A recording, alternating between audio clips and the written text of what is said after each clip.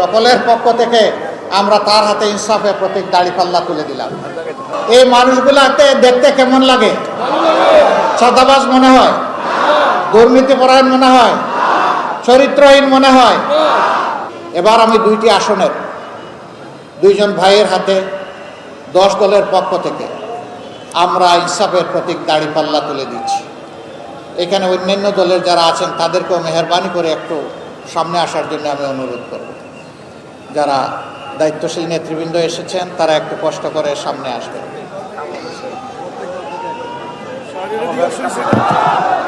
আমরা ডানপন্থী, ডান দিকে আসতে হবে। যে আমরা প্রথমে আসেন, আপনি আসেন, আপনি আগে আসবেন, এদিকে আসেন, আমাদের একটু সরকারকে আগে জায়গা দেব। আমার পাশেই দাঁড়িয়ে আছেন সৈয়দ জাইনুল আবেদিন। তিনি ঢাকা 4 আসনের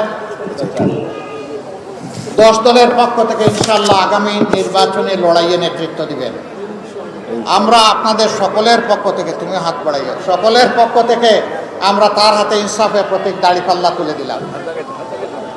আপনারা দাড়িপাল্লার পক্ষে থাকবেন? দাড়িপাল্লার বিজয় নিয়ে 12 তারিখ আপনারা ইনশাআল্লাহ সবাই ফিরবেন। কোনো চোর ডাকাত যাতে আপনাদের ভোটের ক্ষতি সাধন করতে না পারে আপনারা পাহারাদারি করবেন। আপনাদেরকে মোবারকবাদ।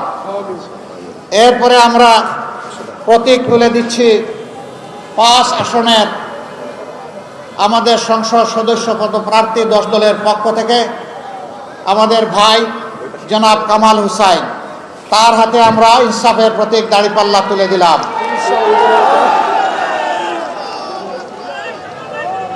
মাশাআল্লাহ, আপনারা এটা গ্রহণ করলেন। আচ্ছা, এই মানুষগুলাকে দেখতে কেমন লাগে? এই মানুষগুলাকে দেখতে কেমন লাগে? চাঁদাবাজ মনে হয়, দুর্নীতিপরায়ণ মনে হয়, চরিত্রহীন মনে হয়, কি মনে হয়? দেশপ্রেমিক, দেশপ্রেমিক মনে হয়। ইনশাআল্লাহ আপনারা তাদের হাতকে শক্তিশালী করবেন এবং আগামীর সংসদকে ইনসাফের সংসদে পরিণত করার জন্য দুইটি আসনেই তাদেরকে বিজয়ী করবেন ইনশাআল্লাহ।